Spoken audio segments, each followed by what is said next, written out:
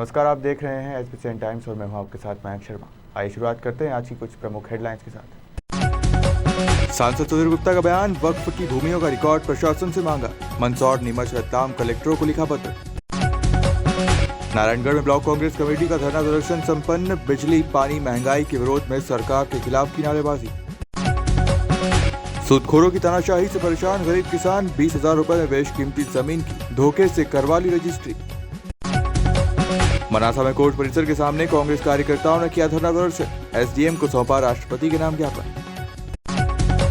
19 मई गुरुवार को सुबह 7 बजे से एनसीसी कैडेट्स के नन्हे हाथों से शुरू हुआ शहर की जीवनदायिनी मां शिवना गहरीकरण व शुद्धिकरण का कार्य, जिसमें सांसद, विधायक, कलेक्टर, एसपी ने शुभारंभ कर शिवना में जन भागीदारी से शुरू हुआ शिवना गहरीकरण व शुद्धिकरण का कार्य किया। मंदसौर शहर की जीवनदायिनी कहलाने वाली शिवना नदी के गहरीकरण व शुद्धिकरण का कार्य आज गुरुवार 19 मई से सुबह 7 बजे से शुरू किया, जिसमें सबसे पहले सांसद सुधीर गुप्ता, विधायक यशपाल सिंह सिसोदिया, कलेक्टर गौतम सिंह, पुलिस अधीक्षक अनुराग सुजानिया द्वारा पहले जेसीबी की पूजा अर्चना की। इसके बाद एनसीसी कैडेट्स के नन्हे हाथों से शिवना गहरीकरण व शुद्धिकरण का कार्य शुरू किया गया, जिसमें जनप्रतिनिधियों, जिला प्रशासन, पुलिस विभाग, सामाजिक कार्यकर्ता, पार्टी कार्यकर्ता सहित बड़ी संख्या में आमजन ने अपने हाथों से 9 बजे तक श्रमदान किया। तो वहीं बाद में मशीनों द्वारा शिवना गहरीकरण का कार्य शुरू किया गया। अब 10 जून तक रोज प्रतिदिन सुबह 7 से 9 अलग अलग विभाग व इनके साथ सामाजिक कार्यकर्ता श्रमदान करेंगे व 9 बजे बाद से जेसीबी सहित अन्य मशीनों से शिवना शुद्धिकरण व गहरीकरण किया जाएगा। शुद्धिकरण और गहरीकरण का अभियान शुरू हो रहा है। हमारे बीच में है माननीय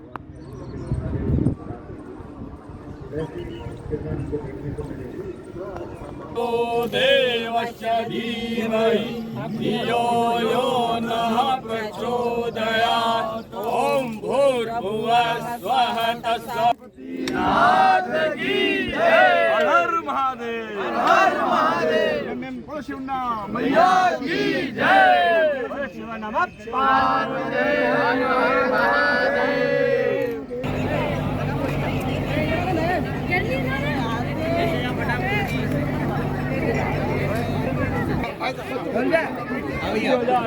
अरे कार्य जिला प्रशासन के द्वारा ये शिवना शुद्धिकरण का जो मुहिम चलाई गई है, जिसमें मुख्य जो आम जनता है उसको जोड़ने का बहुत एक अथक प्रयास किया गया है, जिसमें विभिन्न संगठनों के द्वारा भी पार्टिसिपेशन किया जा रहा है और विभिन्न विभागों के द्वारा अलग अलग दिनों पे आके कार्रवाई की जाएगी इसमें। तो इसमें कल पुलिस विभाग के द्वारा शुक्रवार के दिन यहाँ पे अपना श्रमदान किया जाएगा और उम्मीद करते हैं कि जिस विचारधारा के साथ ये प्रोजेक्ट शुरू किया गया वो अपने पूरे फुल गोल को अचीव करे और हमारी शिवना है उसको हम स्वच्छ रखने में कामयाब होंगे। मंदसौर, नीमच, जावरा संसदीय क्षेत्र के सांसद सुधीर गुप्ता का जन्मदिन गुरुवार को उनके निवास स्थल पर समर्थकों द्वारा धूमधाम से मनाया गया। संसदीय क्षेत्र के नगर व गांव से पहुंचे समर्थकों ने बधाई, शुभकामनाएं देकर सांसद गुप्ता के उज्जवल भविष्य व दीर्घायु की कामना की। आतिशबाजी और ढोल धमाके बजाते हुए पहले समर्थकों ने अलग अलग प्रकार से अपने अपने अंदाज में सांसद सुधीर गुप्ता को जन्मदिन की बधाई दी। जन्मदिन के अवसर पर एसबीसी टाइम्स से चर्चा करते हुए सांसद सुधीर गुप्ता ने कहा कि प्रधानमंत्री नरेंद्र मोदी और मुख्यमंत्री शिवराज सिंह चौहान द्वारा जिस तरह विपरीत परिस्थितियों में भी देश और प्रदेश के हित में लगातार कार्य किए जा रहे हैं, उससे कार्यकर्ता और जनमानस में काफ़ी उत्साह है और उसी उत्साह का नतीजा है कि आज का ये माहौल है और हमारी सेवा भावनाएं प्रकट हो रही है।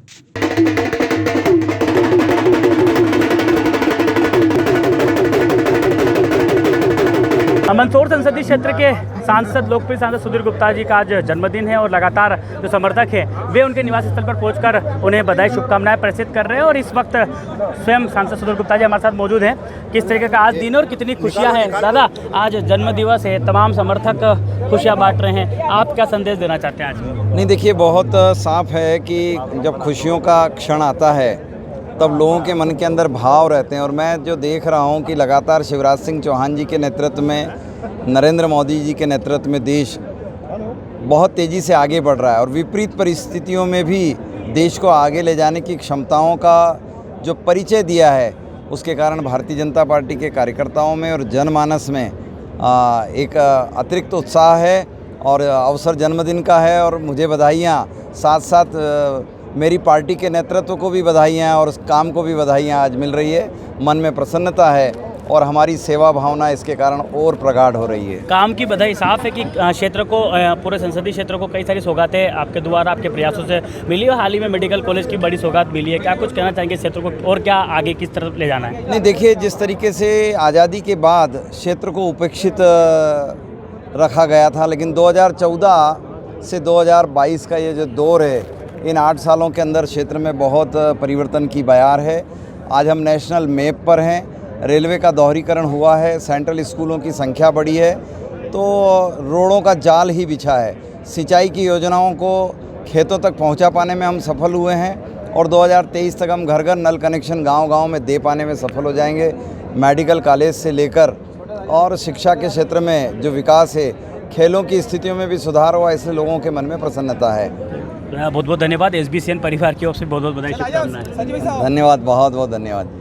ये थे सांसद सुधीर गुप्ता, जिनका साफ कहना है कि ये बधाइयाँ दरअसल मेरे लिए नहीं है, सरकार और उच्च नेतृत्व के लिए है, जिन्होंने आज उन्हें इस काबिल किया है। और सरकार जिस तरीके से आम जनता के हित के कार्य कर रही है, निश्चित तौर पर समर्थकों की इसी बात की खुशी है। Devendra Maurya, SBCN times, Mandsaur. Bulletin में रुक करते हैं नीमच की खबरों की तरफ। नीमच की घटना के बीच सांसद सुधीर गुप्ता ने वक्फ बोर्ड की 3 जिलों की संपत्ति की डिटेल मांगी। सांसद गुप्ता ने बताया कि बोर्ड के सर्वेयरों ने कई जमीनों को अपने तरीके से रिकॉर्ड में चढ़ाया। विषय को लेकर मंदसौर, नीमच, रतलाम कलेक्टरों को पत्र लिखा। सांसद सुधीर गुप्ता ने बुधवार को रतलाम, मंदसौर व नीमच के जिला कलेक्टरों को एक पत्र लिखकर तीनों जिलों के समस्त वक्फ की संपत्ति की जानकारी मांगी। उन्होंने इस पत्र के माध्यम से लिखा है कि शासन वक्फ की संपत्ति कहां और किस स्रोत से प्राप्त हुई है, या किसी दान के द्वारा या किसी अन्य स्रोत से प्राप्त हुई है, जिसका उपयोग सामाजिक रूप में किया जा रहा है, की जानकारी देने हेतु पत्र सौंपा। उन्होंने कहा है कि समाज का हर व्यक्ति शांति व कानून द्वारा निर्धारित व्यवस्थाओं का पालन करना चाहता है और चूंकि जानकारियों के अभाव के कारण कई बार विकट परिस्थितियों का निर्माण हो जाता है। ऐसी स्थिति में सामाजिक वर्ग संघर्ष की स्थिति का निर्माण न हो और इसे बचाने हेतु संभवतः कुछ पारदर्शी व्यवस्था जरूरी है, जिसकी एक सुंदर समाज का निर्माण हो सके। उन्होंने पत्र के माध्यम से कहा कि वक्फ बोर्ड के सर्वेयर द्वारा कई जमीनों का सर्वे करवाया गया और उन्होंने अपने तरीके से उक्त जमीनों को अपने रिकॉर्ड में चढ़ा लिया और कहा कि किसी को आपत्ति हो तो वह वक्फ बोर्ड में शिकायत कर सकता है। बोर्ड का फैसला इस पर बंधन कारक होता है क्योंकि जमीनों का सर्वे करवाया गया और उन्होंने अपने तरीके से उक्त जमीनों को अपने रिकॉर्ड में चढ़ा ली और कहा कि किसी को आपत्ति हो तो वह वक्फ बोर्ड में शिकायत कर सकता है।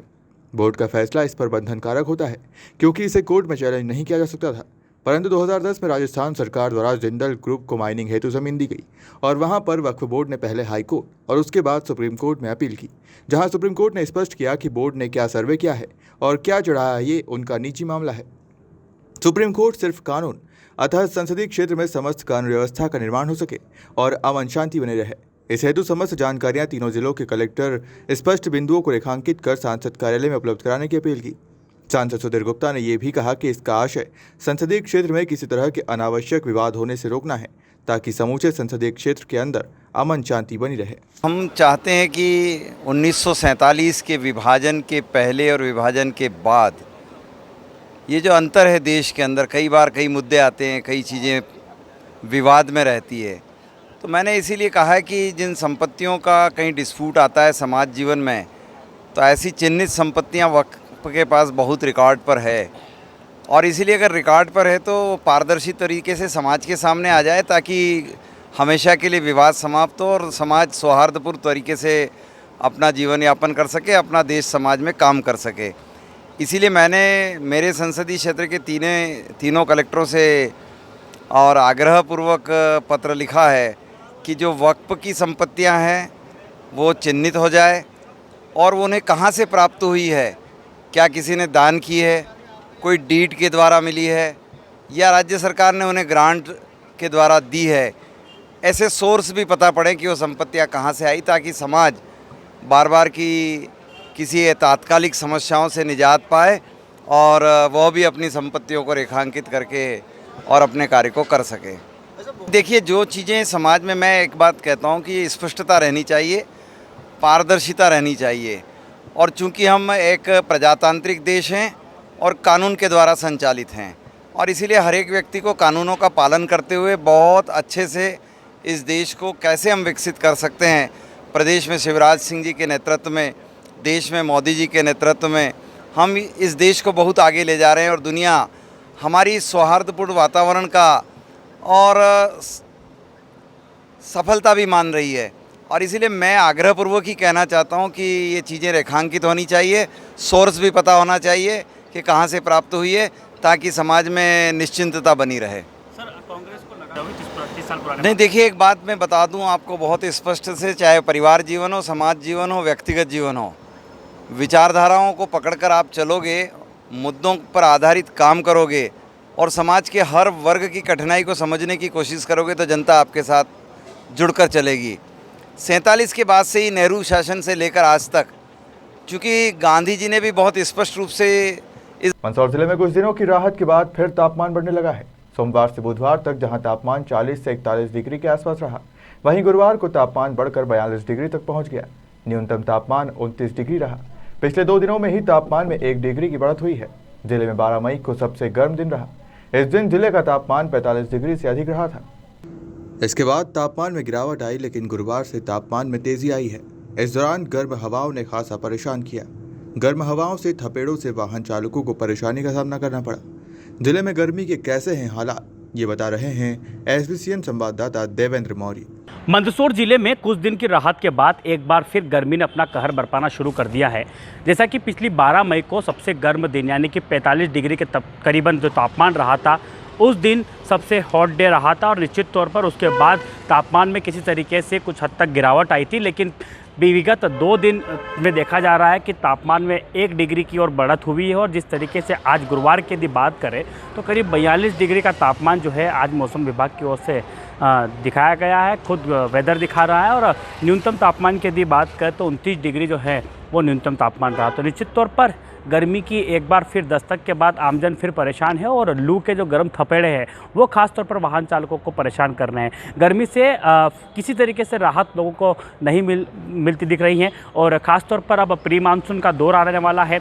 जून का 9 तपे से अभी गुजरना है, क्योंकि जून माह की शुरुआत होना है। और अमूमन प्रतिवर्ष जो है जून माह में 9 तपा के 9 दिन जो है गर्मी को लेकर काफ़ी ख़तरनाक रहते हैं, काफ़ी सहनशील रहते हैं। क्योंकि उन दिनों में जो है किसी तरीके से धरती जिस तरीके से आग उगलती है, सूरज आग उगलता है, कुछ ऐसा माहौल जो है उन 9 दिनों में आमजन को देखना पड़ता है। लेकिन उसके बाद जो है जिस तरीके से प्री मानसून 15 जून के बाद प्री मानसून की दस्तक होती है, उससे किसी तरीके से राहत मिलती दिखती है। लेकिन फिलहाल इस मई के माह में गर्मी से राहत बिल्कुल नहीं है। कुछ दिन की फौरी राहत के बाद एक बार फिर तापमान ने बढ़त पकड़ी और लोग किसी तरीके से घरों से बाहर नहीं निकल रहे। और अगर निकलते भी है दिन के समय में तो पूरे इंतजामात के साथ निकलते हैं। और ख़ास तौर पर ठंडे पेय पदार्थों की बिक्री बाज़ारों में खासी चल रही हैं। लोग जैसे तैसे गर्मी के जो माहौल से, गर्मी के दिनों से बचने का उपाय कर रहे हैं। लोग धूप के चश्मे, ठंडे पेय पदार्थ, तमाम चीज़ों का जो उपयोग कर कर अपने आप को बचा रहे हैं, गर्मी से बचा रहे हैं। लेकिन किसी तरीके से कोई राहत नहीं है। और एक बार फिर गुरुवार से जो है गर्मी के जो लू के थपेड़े हैं उन्होंने फिर आमजन का जीना मुहाल कर दिया। और ख़ास तौर पर सड़क पर दौड़ने वाले वाहन चालकों की हालत बेहद ख़राब है। और यह हालात पिछले कुछ दिन पहले बने थे और कुछ दिनों की राहत के बाद फिर एक बार हुए हैं। और अभी किसी तरीके से राहत मिलती यहाँ पर दिखाई नहीं दी जा रही है। लेकिन 9 तपा फिर तपाने वाला है। लेकिन जो 15 जून है उसके बाद जो प्री मानसून आएगा उसके बाद कहीं ना कहीं कहा जा सकता है कि हल्की बारिश के बाद मौसम में किसी तरीके से बदलाव होगा, थोड़ी राहत होगी, ठंडक होगी। देवेंद्र मौर्य, एसबीसीएन टाइम्स, मंदसौर। मल्हारगढ़ विधानसभा के बूढ़ा स्थित पंडित दीनदयाल खेल मैदान में रात्रिकालीन क्रिकेट टूर्नामेंट का आयोजन किया जा रहा है। क्रिकेट टूर्नामेंट के इस आयोजन में मंगलवार शाम क्षेत्र के लोकप्रिय सांसद सुधीर गुप्ता, भाजपा जिलाध्यक्ष नानालाल अटोलिया, जिला पंचायत अध्यक्ष श्रीमती प्रियंका गोस्वामी, जनपद अध्यक्ष श्रीमती निर्मला जैन पहुंचे और खिलाड़ियों से मुलाकात करते हुए उनका उत्साहवर्धन किया। साथ ही सांसद सुधीर गुप्ता और नानालाल अटोलिया द्वारा बल्लेबाजी भी की गई। ठंडी हवाओं के बीच दूधिया रोशनी में जगमग हो रहे लाखेरा खेल मैदान में आसपास क्षेत्र की टीमें बड़े उत्साह के साथ भाग ले रही है। 16 टीमों का यह क्रिकेट टूर्नामेंट का आयोजन है। खिलाड़ियों में नाइट क्रिकेट टूर्नामेंट को लेकर काफ़ी उत्साह है। इन दिनों दिन के समय प्रचंड गर्मी अपना कहर बरपा रही है। ऐसे में शहरी और ग्रामीण इलाकों में नाइट क्रिकेट टूर्नामेंट का आयोजन किया जा रहा है। बूढ़ा में आयोजित इस क्रिकेट टूर्नामेंट में पहुंचे सांसद गुप्ता सहित पधारे अतिथियों ने सभी खिलाड़ियों से मुलाकात की और उन्हें संबोधित भी किया। टूर्नामेंट के आयोजक श्री राम क्रिकेट क्लब ने बताया कि 16 टीमों का आयोजन है। खिलाड़ियों में काफ़ी उत्साह है। खेल प्रेमियों की भावनाओं को देखते हुए अगले वर्ष इस टूर्नामेंट को वृहद स्तर पर आयोजित किया जाएगा।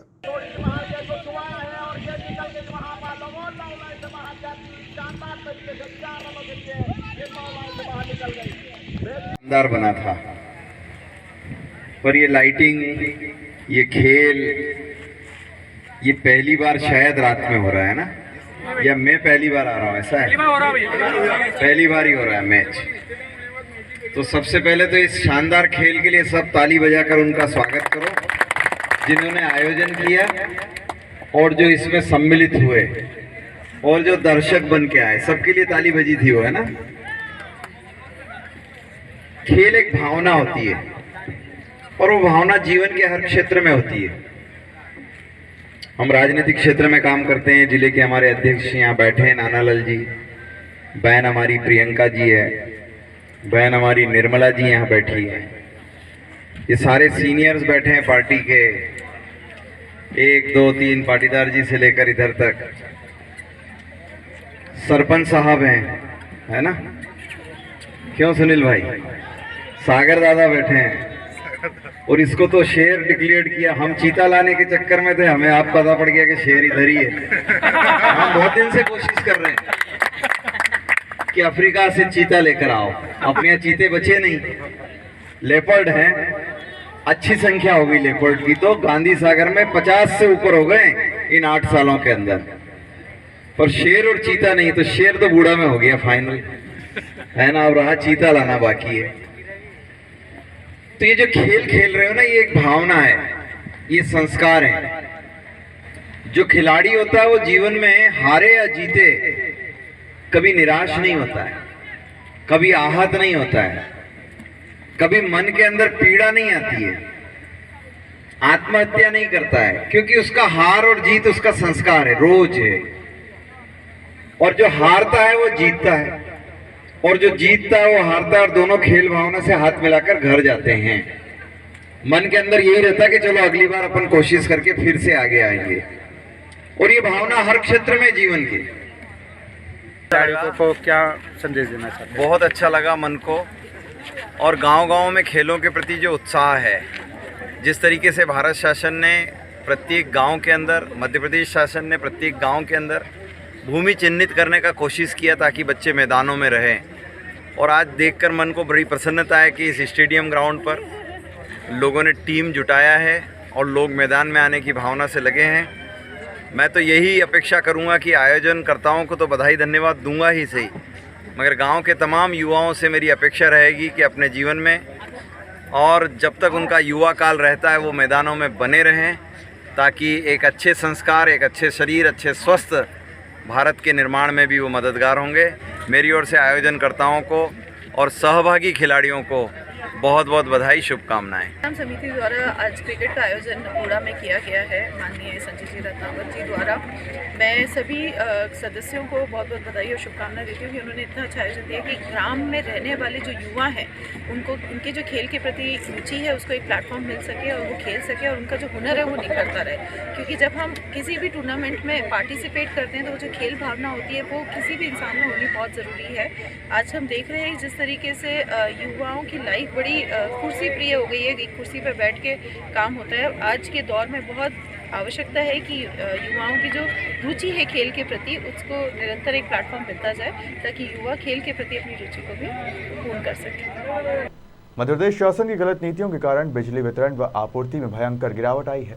पिछले कई दिनों से प्रदेश सहित क्षेत्रवासियों को बिजली कटौती के कारण अंधेरे में गुजर बसर करना पड़ रहा है। सरकार की शह पर कंपनियां गिरोह के रूप में काम कर रही है। इससे अत्यधिक राशि के बिलों का उपभोक्ता पर भार पड़ रहा है। अनेक शुल्कों में मनमाने तरीके से उपभोक्ता का शोषण हो रहा है।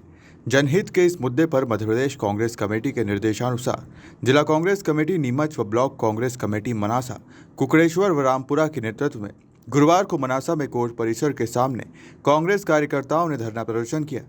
साथ ही रैली निकालकर अनुविभागीय अधिकारी एसडीएम पवन बारिया को राष्ट्रपति के नाम ज्ञापन सौंपा। ज्ञापन के दौरान कांग्रेस पार्टी पदाधिकारी कांग्रेस गोपाल विजयवर्गीय, मंगेश संघाई, रामप्रसाद कसेरा, मुन्नी रावत, श्याम सोनी, दिनेश राठौर सहित कई पार्टी पदाधिकारी व कार्यकर्ताओं ने हाथों में लालटेन व कोयला लेकर नारेबाजी कर प्रदर्शन किया। नहीं, ये बात आप सही कह रहे हैं कि जनता को इन लोगों ने इस तरह गुमराह कर रखा है कि कांग्रेस एक मुसलमानों की पार्टी है, एक धर्म की पार्टी, लेकिन कांग्रेस एक ऐसी पार्टी है जो एक धर्मनिरपेक्ष पार्टी है। आज इन्होंने पूरे तहसील में इस तरह खौफ पैदा कर दिया है कि आज कांग्रेस के कार्यकर्ता कहीं आंदोलन में जाएं तो ये उनको देखते हैं और फिर आने वाले समय में उन लोगों को किस तरह उनको फंसाया जाता है, दबाव बनाया जाता है, जिसकी आप कल्पना नहीं कर सकते हैं। लेकिन जनता और यहाँ की जनता सब समझ चुकी है, लेकिन वो तो सिर्फ आने वाले समय में चुनाव का इंतजार कर रही है कि जिस दिन वोट पड़ेंगे उस दिन इनका हिसाब बराबर करेंगे। इन ब्लॉक कांग्रेस का विरोध प्रदर्शन है कि सब लोगों को, कांग्रेस के लोगों को आना चाहिए और हम इसका भी हम तहे दिल से स्वीकार करते हैं कि कांग्रेस पार्टी के लोगों में भी और हमारे नेताओं में भी कुछ कमी है कि वो इन आंदोलन में बढ़ चढ़कर भाग नहीं लेते हैं, लेकिन उनको ऐसे कार्यक्रम में भाग लेना चाहिए जिससे जनता का मनोबल भी बढ़े और कार्यकर्ताओं का मनोबल भी बढ़े। इस बात को आगे मैं ब्लॉक कांग्रेस अध्यक्ष से कहना चाहूँगा कि इन लोगों को आप प्रत्यक्ष रूप से कहिए कि अगर आप पदाधिकारी हैं, अध्यक्ष हैं, तो आपको ऐसे आंदोलन में आना चाहिए। अपन प्रदेश कांग्रेस कमेटी के आह्वान पर उनके निर्देशानुसार आज हमारे ब्लॉक कांग्रेस कमेटी और नगर कांग्रेस कमेटी ने ये के तत्वाधान में आज हम सब लोगों ने एकत्रित होकर ये ज्ञापन, ये आज जो अघोषित बिजली कटौती की जा रही है और अपनी खामियों को छुपाने के लिए जो ये सरकार दिन प्रतिदिन जो काम करती चली जा रही है, पहले इन्होंने अपनी सारी असफलताएं कोरोना के नाम पर, इनने कहा कोरोना की वजह से नहीं हुआ, इस तरीके से जहां अघोषित कटौतियों से जो आज हमारे किसान वर्ग को जो एक कठिनाइयों का सामना करना पड़ रहा है और जो मनमाने बिल आज किसानों को दिए जा रहे हैं, इन सब बातों का विरोध के लिए आज हम यहाँ सभी लोग एकत्रित हुए हैं और ये चेतावनी देते हुए एकत्रित हुए हैं कि अगर इस पर अंकुश नहीं लगाया गया और शीघ्र इसका निराकरण नहीं किया गया तो हम एक आंदोलन के रूप में कांग्रेस पार्टी इसको किसानों के हित में, आम जन के हित में इस आंदोलन को उग्रता के साथ यहाँ हम लोग प्रस्तुत करेंगे। आज हमारे ब्लॉक कांग्रेस कमेटी के अध्यक्ष गोपाल जी विजयवर्गीय, हमारे यहाँ के सारे वरिष्ठ लोग, हमारे जो कार्यवाहक जिला अध्यक्ष चंद्रशेखर पालीवाल जी, आज हम सब पूरे लोग यहाँ पर एकत्रित हैं और इस बात की घोषणा करें। मंदसौर जिले में सूदखोरों के चंगुल में एक और गरीब किसान फंस गया। 1 साल पहले एक्सीडेंट उपचार के लिए 20,000 रुपए समय पर नहीं चुकाना उससे महंगा पड़ गया और उसे गुमराह कर उसके हिस्से में बेशकीमती 1 बीघा जमीन की रजिस्ट्री करवा ली गई। पारिवारिक विवाद के बाद पीड़ित युवक सहित परिजन पुलिस की शरण में पहुंचे। पिपलिया मंडी थाना प्रभारी नरेंद्र कुमार यादव से मुलाकात कर अपनी आपबीती सुनाई। मामला पिपलिया मंडी पुलिस चौकी क्षेत्र ग्राम देवरी का बताया जा रहा है। आपको बता दें कि पीड़ित युवक के परिजनों ने थाने में शिकायत दर्ज करवाई और जानकारी देते हुए बताया कि प्रार्थी गांव देवरी का निवासी होकर मोगिया समाज का है। वह प्रार्थी का पूरा परिवार कृषि भूमि पर आश्रित होकर अपने परिवार का पालन पोषण करता है। यह कि गांव देवरी में सर्वे नंबर 182/1 रकबा 0.576 आरी कृषि भूमि गोविंदराम बद्रीलाल विष्णुबाई पिता रामेश्वर के नाम से एक सशक्त कृषि खाता है, जिस पर प्रार्थी का परिवार कृषि कार्य करता है। यह कि प्रार्थी के पति का स्वास्थ्य खराब हो जाने के कारण प्रार्थी के पति के मस्तिष्क का इलाज डॉक्टर पमनानी व अन्य डॉक्टरों के यहाँ चल रहा है। प्रार्थी के पति के इलाज हेतु 20,000 रुपये दूलीचंद पिता मांगीलाल गायरी निवासी देवरी से उधार लिए थे, जो कि पति मेहनत मजदूरी कर दूलीचंद को जमा कर दिए थे। किंतु दूलीचंद ने 20,000 रुपये के पर प्रत्येक 3 माह में ब्याज जोड़कर डबल राशि कर देता था। वह नहीं जमा करने पर प्रार्थी के पति को धमकी देता था कि तुम झूठे मुकदमे में फंसा दूंगा। प्रार्थी के पति को दूलीचंद अनुबंध लिखाने के बहाने मल्हारगढ़ लाया व धोखे से प्रार्थी के पति से सर्वे 132/1 में से रकबा 0.25 आरी की रजिस्ट्री दिलीप सिंह पिता सज्जन सिंह सौंधिया निवासी पलेवना के नाम से करवा दी।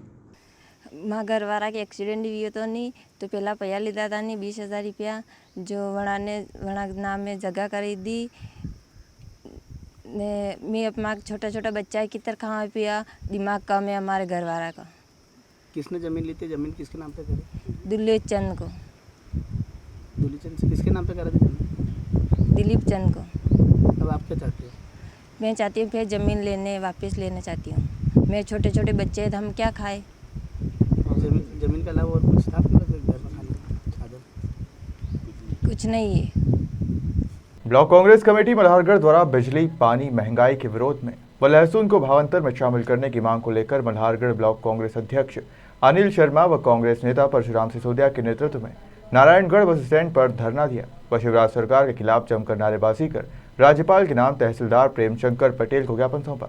मल्हारगढ़ ब्लॉक कांग्रेस अध्यक्ष अनिल शर्मा के नेतृत्व में नारायणगढ़ बस स्टैंड पर कांग्रेस जनों ने धरना प्रदर्शन किया और शिवराज सरकार के खिलाफ जमकर नारेबाजी की।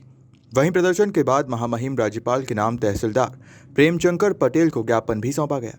प्रदर्शन कर रहे कांग्रेस जन बिजली कटौती और जल संकट सहित बढ़ती महंगाई के विरोध में रहे थे। वहीं लहसुन को भावांतर में शामिल करने की मांग भी की गई। अपने ही तमाम मुद्दों को लेकर कांग्रेस ने नारायणगढ़ नगर बस स्टैंड पर जमकर प्रदर्शन किया और सरकार के खिलाफ नारेबाजी की। लहसुन को भावांतर में शामिल करो, शामिल करो, शामिल करो। लहसुन को भावांतर में शामिल करो, शामिल करो, शामिल करो।